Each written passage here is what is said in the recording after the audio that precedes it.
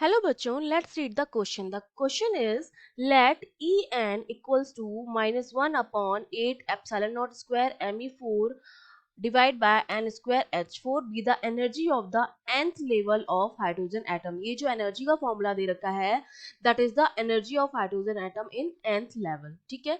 If all the hydrogen atom are in the ground state, सारे के सारे hydrogen atom जो है वो हमारे ग्राउंड स्टेट में है, and radiation of frequency E2 minus E1 upon H falls on it. और हम क्या करते हैं, इनके ऊपर कोई रेडिएशन डाल रहे हैं, ठीक है, कोई लाइट डाल रहे हैं जिसकी फ्रीक्वेंसी जो है that is E2 minus E1 upon H. तो क्या होगा उस कंडीशन में वो हमें बताना है. तो बेसिकली क्वेश्चन में हमको बोल रखा है कि इनिशियली जो हमारा हाइड्रोजन एटम है वो कहाँ है, ग्राउंड स्टेट में है.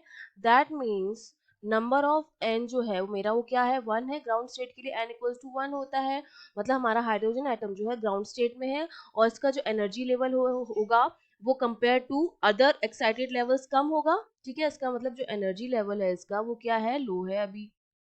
ठीक है, तो जब हम लो एनर्जी लेवल वाले हाइड्रोजन एटम पर कोई भी फ्रीक्वेंसी की रेडिएशन डालेंगे तो क्या होगा, हाइड्रोजन एटम के अंदर जो इलेक्ट्रॉन है वो क्या करेगा, उस रेडिएशन को एब्जॉर्ब करेगा.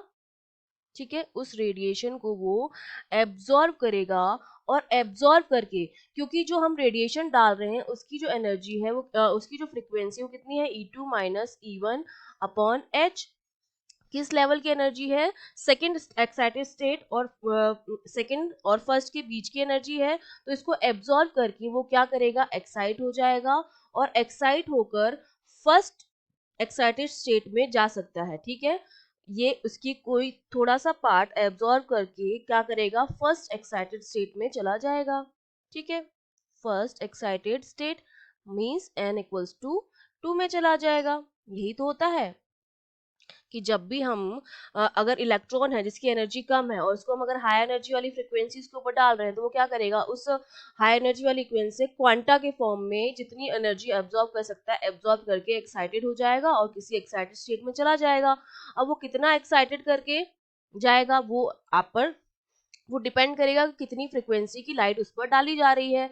तो फर्स्ट एक्साइटेड स्टेट में तो जा सकता है लेकिन फ्रिक्वेंसी इतनी ज्यादा नहीं है कि वो थर्ड एक्साइटेड स्टेट में जा सके. तो हमारा एक तो हो जाएगा जो फर्स्ट ऑप्शन है, it will not be absorb at all. तो ये तो गलत हो जाएगा, एब्जॉर्ब तो करेगा क्योंकि वो लो एनर्जी पे इस टाइम पर, और उसके ऊपर अगर कोई रेडिएशन डाल रहे हैं जिसकी एनर्जी उससे ज्यादा है तो ऑब्वियसली उसको एब्जॉर्ब करेगा.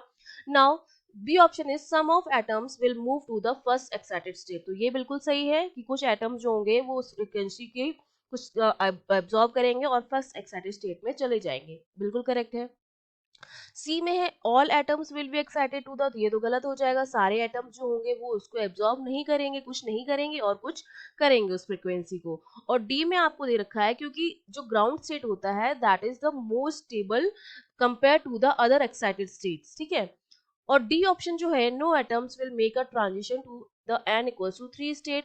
कोई भी, मैंने अभी एक्सप्लेन किया है कि फ्रीक्वेंसी जो है वो इतनी ज्यादा हाई नहीं है कि वो उसे एब्जॉर्ब करके 3 एक्साइटेड स्टेट तक जा सके, जिसका नंबर n इक्वल्स टू 3 है वहां तक जा सके. तो डी ऑप्शन जो है आपका वो भी क्या हो जाएगा, बिल्कुल करेक्ट हो जाएगा. So basically we have two correct options that is B and D. Okay, I hope you understood well. All the best.